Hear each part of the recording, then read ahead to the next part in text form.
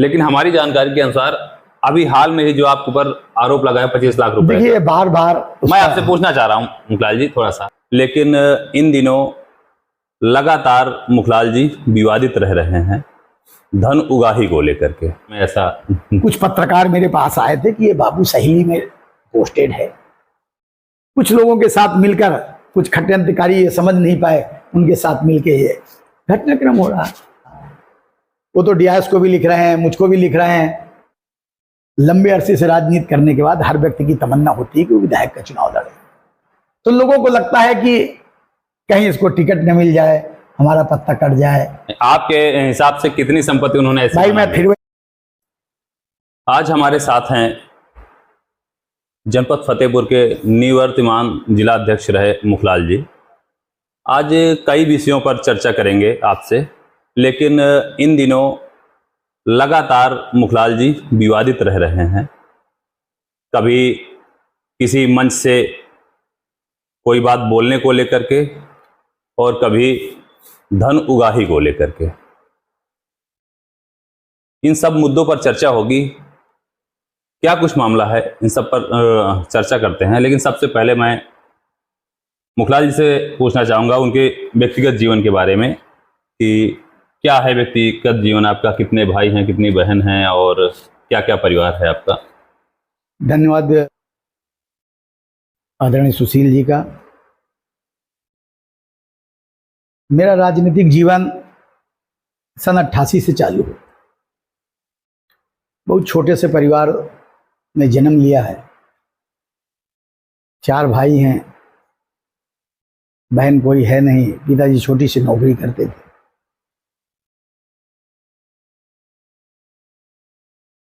कुछ विचारधाराएं थी, कुछ मुझको प्रभावित कर रही थी। उस विचारधारा से मैं आगे बढ़ा और तब से लेके आज तक जो विचार अपनाया था वही विचार लेकर आज तक चल रहा। अच्छा, ऐसा क्या था कि आप चूंकि रहने वाले फतेहपुर के हैं, तो मैं सबसे पहले आपसे कहूँगा कि अपने जनपद में जो आपका गांव हो उस गांव का नाम बताएं और फिर उसके बाद आप शहर में। नहीं, मैं फतेहपुर का ही रहने वाला हूँ। फतेहपुर में मेरी पैदाइश हुई है। और रही बात कानपुर जाने की, तो पहले मैं यहाँ जनता युवा मोर्चा का उपाध्यक्ष भी रहा हूँ, फिर उसके बाद भारतीय जनता पार्टी युवा मोर्चा का अध्यक्ष भी रहा हूँ। 2 बार मैं महामंत्री रहा हूँ, आदरणीय प्रभुदेव दीक्षित जी के साथ, आदरणीय धुंधी सिंह जी के साथ। लंबे समय तक काम करते करते कई जगहों का मैं प्रभारी भी रहा हूँ, विभागों का भी काम देखा हूँ। युवा मोर्चा का भी मैं विभाग संगठन देख रहा था। उसके बाद मुझे सीधे क्षेत्र का महामंत्री बनाया गया। मैंने वहां भी काम किया, इसमें 17 जिले आते हैं। फिर उपाध्यक्ष बनाया गया, फिर मैंने वहां भी काम किया। फिर उसके बाद मुझे सदस्य राज्य पिछड़ा आयोग बनाया गया, मैंने उसमें भी काम किया। लंबे समय से काम करते करते भारतीय जनता पार्टी मुझको एक बार पुनः अपने जिले में जिला अध्यक्ष बनाकर भेजा और मैंने 2 साल 5 महीने बखूबी कार्यकर्ताओं के साथ मिलजुल कर अपने काम को, संगठन के काम को, भारतीय जनता पार्टी को आगे बढ़ाया।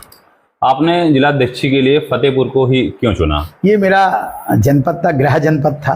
क्षेत्र में महामंत्री थी। बहुत सारे जितने भी क्षेत्र हैं, 6 क्षेत्र हैं उत्तर प्रदेश में, उनके जो जो जिले हैं उसी जिले में उनको अध्यक्ष बनाया गया।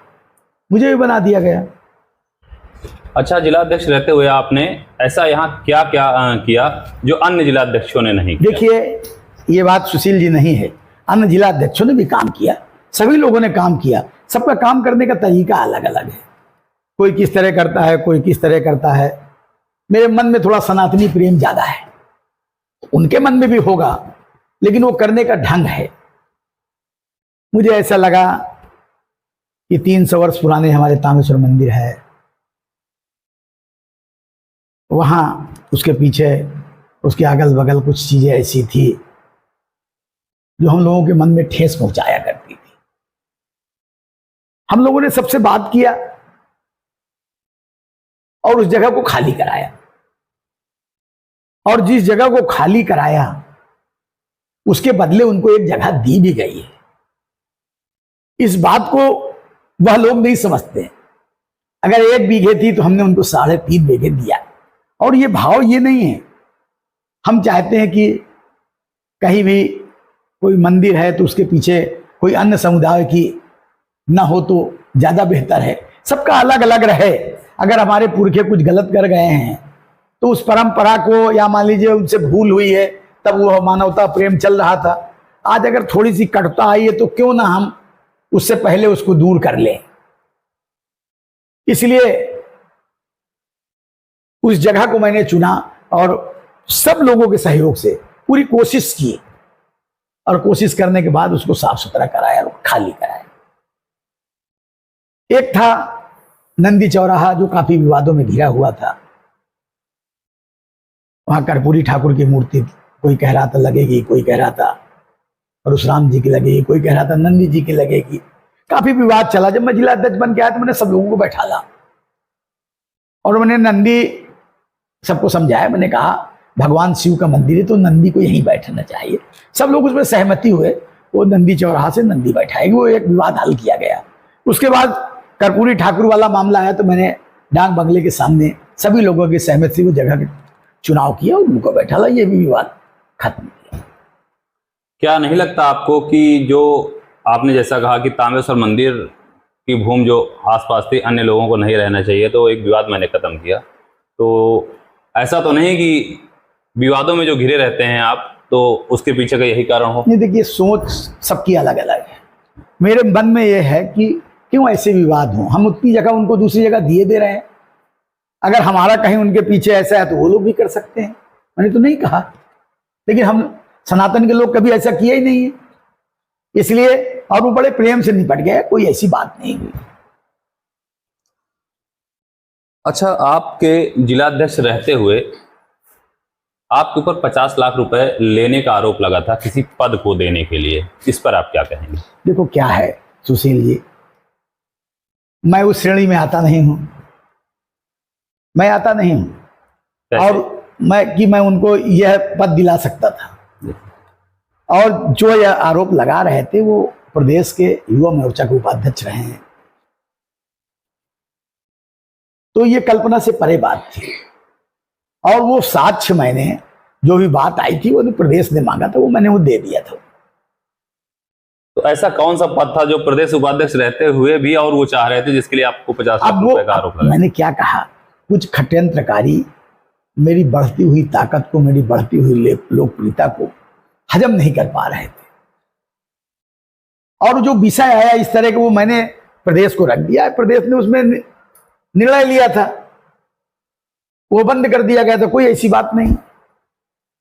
अच्छा, इन आरोपों के पीछे कौन लोग हैं और ऐसा वो क्यों कर रहे हैं? अब देखिए, फिर मैंने कहा कि मेरी बढ़ती हुई लोकप्रियता को देखकर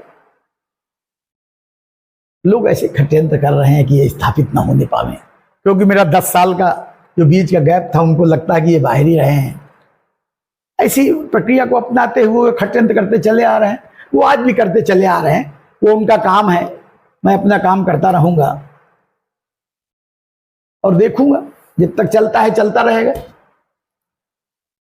चलिए, अभी तक आप कह रहे हैं कि वो षड्यंत्र चलता चला आ रहा है, कोई बात नहीं, वो आपका विषय है। और अगर इस पर कहाँ सच्चाई है, वास्तव में अगर ऐसे लोग हैं तो उसके पीछे उनका क्या कारण है, ये तो वो जान सकते हैं या तो आप जान सकते हैं। लेकिन ईद के दिन आपका एक विवादित बयान मंच से वायरल हुआ है, जिसके बाद से पूरे जनपद में, पूरे प्रदेश में चर्चा बनी हुई है कि राजनीतिक व्यक्ति को ऐसे बयान मंच से नहीं देने चाहिए। मैं सुशील जी एक बात बता दूं, मुझे बड़ा दुख होता है जब लोग बहुत छोटी क्लिप बनाकर उसको चलाने का काम करते हैं। प्रशासन का भी काम है कि उस पर निगरानी हो, उसका पूरा वीडियो सुना जाए। मैं तो दिल्ली के विषय में बोल रहा था और ओवैसी जी कह रहे थे कि एक बच्चा बोल रहा था, तो वो विषय मैंने उसको वहां उठाया। तो उससे फतेहपुर से क्या तात्पर्य था, लेकिन कुछ, फिर मैं कह रहा हूं, कुछ ऐसे एक वर्ग विशेष के लोग पत्रकार हैं, वो अपने ही ईद को आग में झुकवाने का काम करते हैं। उन लोगों ने यह काट काट कर चलाया है, ये नहीं चलाना चाहिए। क्यों चलाया मुझे नहीं मालूम, लेकिन पूरा वीडियो तो लेना चाहिए ना। उस वीडियो में ये तो स्पष्ट है ना कि आपने ऐसी बात कही है कि खून की होली खेली जाएगी। मैंने कहा ना, आपने पूरा वीडियो ने या तो सुना नहीं है या तो देखा नहीं है। मैं आपसे यही कहना चाह रहा हूं कि वो दर्शकों तक स्पष्ट करें कि क्या था ऐसा। मैं कह तो रहा हूं कि दिल्ली में ओवैसी जी बोल रहे थे कि एक हिंदू बालक खून की होली खेलने की बात कर रहा है कि हम ईद के दिन खेलेंगे। वो बात मैंने बोली है और उसको पूरा नहीं दिखाया गया, बस इतनी बात है। अब उन्होंने इतना दिखा दिया कि ईद के दिन खून की होली खेलेंगे। तो इसके पीछे क्या कारण हो सकता है? पत्रकार भी आपकी खिलाफत कर रहे हैं और उसको काट छांट सब पत्रकार नहीं, मैंने कहा एक वर्ग विशेष के लोगों ने ही अप्लाई किया, क्योंकि उसको हम लोगों ने चेक किया है, वही उसी ने चालू किया है। इस संबंध में क्या आपसे जिला प्रशासन की कोई बात हुई है? हाँ बिल्कुल हुई है, जिला प्रशासन से बात हुई है, ऊपर बात हुई है। मैंने फिर कहा, मैंने उसमें एक बात कही कि अगर किसी को, पहले तो पूरा वीडियो दिखाना चाहिए, अगर किसी को मेरी बात से ठेस पहुंची हो तो मैं अपने वीडियो को डिलीट करता हूं, और मैंने डिलीट भी किया था, ऐसा नहीं। तो फिर आपने इसी मुद्दे पर दूसरा वीडियो एक आपने अपने सोशल मीडिया अकाउंट से जारी किया था, उसमें जिसमें आपने क्षमा मांगी थी। मैंने फिर कहा, मैंने डिलीट की थी, इसीलिए तो मैंने कहा, कहने पे मैंने डिलीट भी कर दिया कि अगर आपको लगता है कि कुछ ऐसा बोला गया है तो मैं अपना वीडियो डिलीट कर देता हूं, उसमें कौन सी बड़ी बात है। अच्छा, इसी मुद्दे पर कुछ विशेष समुदाय के वकीलों ने जो है 2 दिन से लगातार जिलाधिकारी को ज्ञापन दिया है, आपके ऊपर मुकदमा लिखने की बात कही जा रही है, इस पर आप क्या कहें? देखिए क्या है, मैं फिर बार बार कह रहा हूं, वही लोग भड़काते हैं, वही लोग उकसाते हैं। जो बात खत्म हो चुकी है उस बात को पुनः जगाना चाहते हैं, और वो जो उनको समझ में आए वो अपना करें, वो भी तो देखें, प्रशासन उनको पूरा वीडियो दिखाए और फिर उनके ऊपर मुकदमा कोई काम करे। तो मुखलाल जी, मैं आपसे यही जानना चाह रहा हूं कि ऐसा क्या है इस विशेष वर्ग के कारण जो आपको ये विशेष वर्ग टारगेट कर रहा है और लगातार आपको? देखिए, विशेष वर्ग मुझे टारगेट, एक तामेश्वर का मंदिर था, उसी मुद्दे को लेकर वो बराबर घेरते हैं। एक तरफ हमसे जमीन भी ले लिया और हमको घेरने का भी काम करते हैं। उनको लगता है कि कोई मैंने अपना घर बना लिया हो। चलिए ठीक है, आपने अपना पक्ष रखा, लेकिन विवादित बयान का मामला खत्म भी नहीं हुआ था, ठंडा भी नहीं हुआ था, और भारतीय जनता पार्टी की एक कार्यकर्ती हैं, उनके पति के द्वारा आपके ऊपर आरोप लगाया गया 25 लाख रुपए लेने का। तो इस पर आप क्या कहेंगे? मैंने कहा ना कि मेरी बढ़ती हुई लोकप्रियता को देखते हुए और मैंने इनके विरुद्ध एक पत्र लिख दिया था। क्या था उस पत्र में ऐसा? कुछ पत्रकार मेरे पास आए थे कि ये बाबू सहेली में पोस्टेड है और यहां बैठ के काम करता है, तो मैंने वो पत्र उनको लिख दिया था। और उसके बाद ये डीएस साहब के खिलाफ मुझसे पत्र लिखाना चाहते हैं, मैंने नहीं लिखा। कुछ लोगों के साथ मिलकर, कुछ षड्यंत्रकारी ये समझ नहीं पाए, उनके साथ मिलकर ये घटनाक्रम हो रहा। तो ऐसी क्या स्थिति बन गई कि उनको वो जो गोलियां होती हैं खाने की आवश्यकता पड़ गई और उसके बाद से लगातार बयान जारी हो रहे हैं? देखिए, इस विषय पे मैं नहीं जाना चाहता क्या उनकी स्थितियां हैं, क्या समझ में उनके आया। वो तो डीएस को भी लिख रहे हैं, मुझको भी लिख रहे हैं कि वो भी हमको प्रताड़ना करते थे, 1.5-2 साल से वो अपनी सीट पे नहीं है और उन्होंने कुछ नींद की गोलियां ले ली हैं। अब वो उनको धीरे धीरे समझ में आ जाएगा तो खुद ही समझ जाएंगे। तो आपने कई बार एक शब्द को इस्तेमाल किया कि मेरी बढ़ती हुई लोकप्रियता, तो ऐसी कौन सी लोकप्रियता? चूंकि जिलाध्यक्ष मैं देखिए क्या है जी, लंबे अरसे से राजनीति करने के बाद हर व्यक्ति की तमन्ना होती है कि वो विधायक का चुनाव लड़े। मैं उसका प्रयास कर रहा हूं, सब जगह वाल लाइटिंग हो रही है, सब लोग मेरा प्रचार कर रहे हैं, सभी सनातनी मेरे साथ चल रहे हैं, फेसबुक में मुझे उत्साह बढ़ाते रहते हैं, तो लोगों को लगता है कि कहीं इसको टिकट न मिल जाए, हमारा पत्ता कट जाए। ये छोटी छोटी बातें हैं, लेकिन इससे भारतीय जनता पार्टी का नुकसान हो रहा है। आपको लड़ना है, जिसको टिकट मिले उसे लड़ाया जाएगा। हमें मिले हमें लड़ाइए, आपको मिले तो हम लड़ाएंगे। ये अगर मेल जोल रहेगा तो भारतीय जनता पार्टी की 6 सीट जीतेंगे। कोई जरूरी नहीं टिकट तो एक ही आदमी को मिलेगा। तो मैं आपसे जानना चाहूँ, क्या वो नाम कुछ स्पष्ट कर सकते हैं? देखिए क्या है, आपके सब संज्ञान में है, किसी को भी टिकट मिल सकता है। कई लोग मांग रहे हैं, जिसको मिल जाएगा, अगर मुझे मिल जाए तो मैं अपेक्षा करूंगा कि वो मुझे लड़ाएं, उनको मिल जाएगा तो मैं अपेक्षा करूंगा कि मैं उन्हें लड़ाऊं।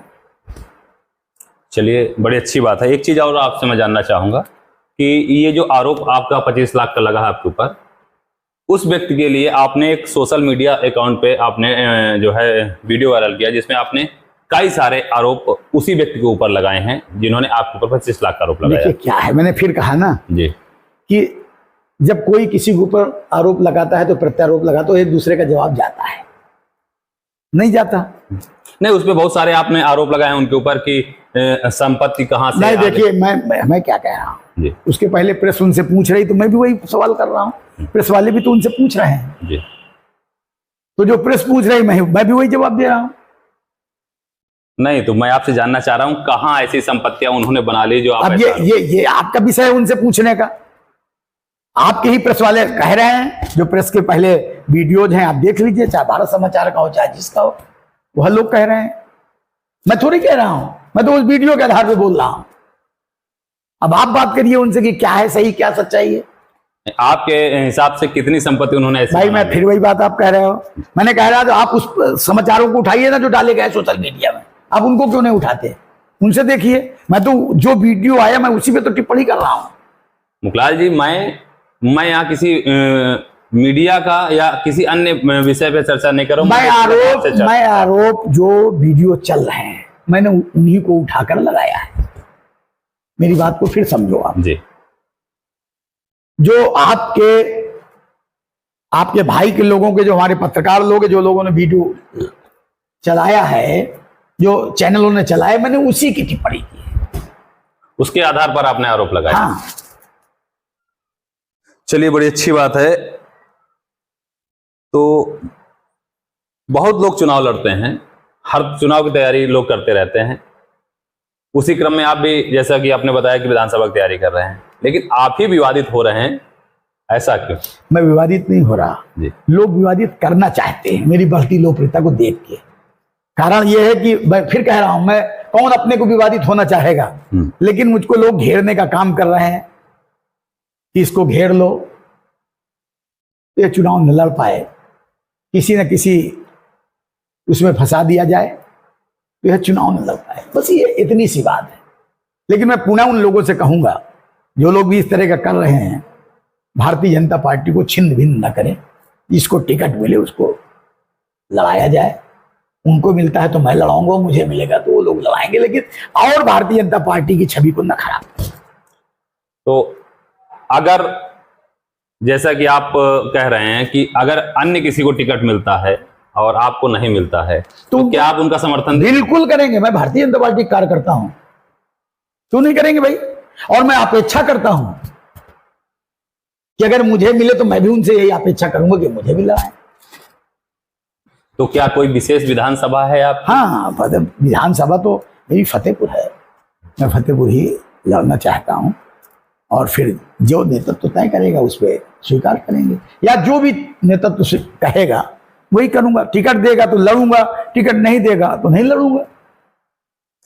अच्छा, समाज में जो है एक चर्चा और है कि इतना विवादित रहने के पीछे ये स्वयं जिम्मेदार है, स्वयं ऐसा करवा रहे हैं। इस पर आप क्या कहेंगे? नहीं, ये आप कह रहे हैं स्वयं जिम्मेदार, मैं क्यों हूं? पूरी जनता के आप सोशल मीडिया के व्यूज उठाकर देख लीजिए, कमेंट उठाकर देख लीजिए। लोग, जनता ये कह रही कि उनको फंसाया जा रहा। मैं तो नहीं कह रहा ना कि मेरे कमेंट हैं, ये तो जनता समझ रही ना। ये सब पब्लिक है, सब जानती है कि कौन सा खेल कहां से हो रहा। कि जनता है, समय वक्त आने पर वो सबक अपना सिखाना जानती है। चलिए, बड़ी अच्छी बात है। लेकिन अगर आपको टिकट मिलता है, पार्टी आपको नेतृत्व में रखती है और टिकट देती है। तो सबसे पहले फतेहपुर के लिए आप जिस विधानसभा से आपको टिकट मिलेगा, क्या ऐसा जनता के लिए करेंगे जो अन्य लोगों ने अभी तक नहीं किया? देखिए क्या है, मैं सबसे पहले तो मैं अपने एक कार्यालय में जितने भी नीचे तबके के लोग हैं, कोशिश करूंगा कि जो सरकार की जन कल्याण योजना चल रही है पहले उनको प्राप्त हो, जो सरकार दे रही है। छोटी छोटी दलित बस्तियां हैं, वहां पानी की व्यवस्था है कि नहीं, खरिंजा है कि नहीं, पहले मैं इस पे पूरा विशेष ध्यान दूंगा। पहले जहां जहां छोटी छोटी बस्तियां हैं उनके आधार कार्ड बने हैं कि नहीं, उनके आयुष्मान कार्ड बने हैं कि नहीं, इनकी बच्चियों की शादी हुई है कि नहीं, पहले मैं इस तरह के कामों को फोकस करूंगा। किस सरकार की जो जन कल्याण योजना है, इनको अन्न मिल रहा है कि नहीं मिल रहा, किन कारणों से नहीं मिल रहा, पहले ये व्यवस्था देखूंगा। जितने भी चुनाव लड़ते हैं कोई भी, वो सभी लोग यही करते हैं और इन्हीं मुद्दों पर चुनाव लड़ते हैं। लेकिन फतेहपुर में 6 विधानसभा हैं। 6 विधानसभा से एक समय में भाजपा के विधायक थे, भाजपा के सांसद थे, और प्रदेश में सरकार भाजपा की और केंद्र में सरकार भाजपा की। उसके बाद भी फतेहपुर का विकास ग्राफ अभी भी देखिए, वो नहीं। मैं कुछ चीजों में तो मैं कहूंगा सुशील जी कि हमारे फतेहपुर को लोगों ने चारागाह बना लिया है। आयातित लोग आगे आते हैं तो उनको कौन सा मोह हो फतेहपुर जनपद का, जिसकी माटी होती है उसको प्रेम ज्यादा होता है, मुझे ऐसा लगता है। ऐसा नहीं कि वो लोग नहीं किया काम, उन्होंने बहुत काम किया, लेकिन अगर जिसकी मिट्टी है, जिसमें पैदा हुआ है, तो उसको प्रेम ज्यादा रहेगा, ज्यादा चिंतन करेगा। जिस तरीके से 6 विधानसभा में विधायक जो है भाजपा के ही थे, और मुझे नहीं लग रहा कि ऐसा मौका दोबारा मिलेगा भारतीय जनता पार्टी को कि जो है जिस तरीके से, यानी 6 विधानसभा में आपकी ही पार्टी के विधायक थे और लोकसभा भी आपके नहीं, मैं रोकूंगा इस बात को, आप इस भ्रम में मत रहो। फिर हम 6 की 6 सीटें जीतेंगे, ये भरोसा दिलाते हैं आप। लेकिन जो अन्य पार्टी के कार्यकर्ता हैं या जो जनता है, जो वहां से फीडबैक निकल कर आ रहा है, वो तो ये आ रहा है कि इस बार जो है 3 से 4 सीटें समाजवादी पार्टी ले जाएगी। देखिए, मैं कह रहा हूं, वो हर बार इसी तरह करते हैं, हर बार करते हैं। भारतीय जनता पार्टी का कार्यकर्ता पूरे समय जमीन पर रहता है, ऊपर नहीं रहता, जमीन पे काम करता है, इसलिए उसको भरोसा है कि वो 6 सीट जीतेगा और पुरानी गलतियों को दोहराने का काम नहीं करेगा। मुखलाल जी, मैं आपसे जानना चाहता हूं, जैसे आपके यहाँ 6 सीटें फिर से आएंगी, हर चीज का एक बेस होता है, आधार होता है। जितनी बड़ी संख्या में 2-2 विधानसभा से आप चुनाव हारे हैं, बड़ी बड़ी वोटों से आप हारे हैं, तो क्या लगता है इनको कवर कर पाना आसान होगा? देखिए, इस देश के प्रधानमंत्री नरेंद्र भाई मोदी और उत्तर प्रदेश के मुख्यमंत्री आदित्यनाथ योगी जी जिस समय मैदान पे उतरते हैं तो बहुत सारी चीजें बिल्कुल क्लियर, साफ हो जाती हैं। और हम लोग जनता से अनुरोध करेंगे कि जो पुरानी गलतियां हुई हैं उनको भूल कर हम सब लोग एकत्र होकर पूरी योजनाएं सरकार की जनता तक पहुंचाएं, जनता के दुख में और सुख में शामिल हो, तभी हम आगे बढ़ जाएंगे, ऐसा हमारा विश्वास है। जनता का कहना यह भी है कि प्रदेश सरकार तो ठीक है, प्रदेश सरकार जैसा भी हो, कम से कम हिंदुत्व के लिए काम कर रही है और जनता के लिए काम कर रही है। लेकिन ये जो यूजीसी का मुद्दा आया है, उसके बाद से केंद्र सरकार से जितनी भी भारत देश की जनता है उसमें कुछ परसेंटेज होता है, नहीं, वो परसेंटेज जनता यूजीसी से नाराज है। देखिए, क्या आपकी बात को मैं स्वीकार करता हूं। ऐसा नहीं कि योगी जी विकास नहीं कर रहे हैं, केवल आप सनातन की बात करोगे तो नहीं, वो तो सबका साथ सबका विकास लेके चल रहे हैं। मैं आपसे कहना चाहता हूं, आवास आ रहे हैं तो क्या सनातन के ही लोग? मैं तो बार बार कह रहा हूं ना, प्रदेश सरकार से कोई नाराजगी ही नहीं है जनता की नाराजगी यूजीसी मुद्दे को लेकर रही यूजीसी की बात, तो देखो, मैं इसमें जवाब अब इसलिए दूं कि कोर्ट का मामला है, कोर्ट में चला गया है, आपको सब जानकारी है। तो जब कोई चीज कोर्ट में चली जाती है तो उसके अधिकारी में कोई लोग रह नहीं जाते, उसका सम्मान करते हैं। इसके पीछे कहीं आप बैकवर्ड हैं, इसलिए तो नहीं आप इस बात को? मैंने आपसे फिर कहा कि आप क्या कोर्ट, अगर आप होते तो क्या कोर्ट का सम्मान न करते? बहुत सारे निर्णय आए हैं तो सब लोगों ने कोर्ट का सम्मान किया है। कोर्ट का सम्मान तो हम सबको करना पड़ेगा, यह देश संविधान से चलता है। अच्छा, यूजीसी को आप किस नजर से देखते हैं? फिर वही बात कह रहे हैं, अब हम किस नजर से, कोर्ट ने अपने संज्ञान में ले लिया है, कोर्ट ने अपने हाथों में ले लिया है, अब ये कोर्ट के पाले में है, जो कोर्ट चाहेगा वो समझ में आएगा वो करेगा, हमारा बोलने का अधिकार भाई नहीं। चलिए, बड़ी अच्छी बात है, तमाम मुद्दों पर आपसे चर्चा हुई, लेकिन हमारी जानकारी के अनुसार अभी हाल में ही जो आपके ऊपर आरोप लगा है 25 लाख रुपए, देखिए बार बार मैं आपसे पूछना चाह रहा हूं मुखलाल जी, थोड़ा सा इस पर आप जानकारी आई है कि आपके द्वारा कोतवाली में जो है प्रार्थना पत्र दिया गया है। देखिए, हमें जानकारी आई है कि वो लोग भी गए हैं, तो अगर कोई हमारे उस पर जाएगा तो हमारा भी दायित्व बनता है कि हम जाएं, हम भी देखे आएंगे। तो उस पे क्या ऐसा है आपके पास जो आप एप्लीकेशन देकर? नहीं, वो तो जब FIR हो जाएगी तो वो कॉपी आपको भेज दी जाएगी। क्या होता है, दे दी गई है, तहरीर चली गई है, और क्या उस पर निकल के आता है, क्या लिखती है, तो आपको एक कॉपी भेजी जाएगी। चलिए, कई मुद्दों पर मुखलाल जी से चर्चा हुई और मुखलाल जी ने बताया कि विधानसभा की भी तैयारी है और इसी विधानसभा तैयारी को लेकर के जिले के कुछ राजनीतिक लोग हैं जिनको चिंता है, और जितना भी षड्यंत्र चल रहा है जनपद में उसके पीछे कहीं ना कहीं उन्हीं लोगों का हाथ है। हालांकि इस पर काफ़ी प्रयास किया गया मुखलाल जी से पूछने का कि क्या है मामला और ऐसा क्यों आप विवादित हैं, आप ही विवादित क्यों रहे, लेकिन अपना पक्ष रखते हुए उन्होंने सारी बातें कही हैं। लेकिन मैं आम जनता से कहना चाहूँगा कि इस पर जिसके मन में जो भी सवाल हो या जो भी कमेंट हो या कोई भी बात हो तो हमारे चैनल में संपर्क करें और अपनी बात कहें, हम उसको भी चलाएंगे, उसको भी प्रकाशित करेंगे। नई अपडेट में आता हूं, नमस्कार।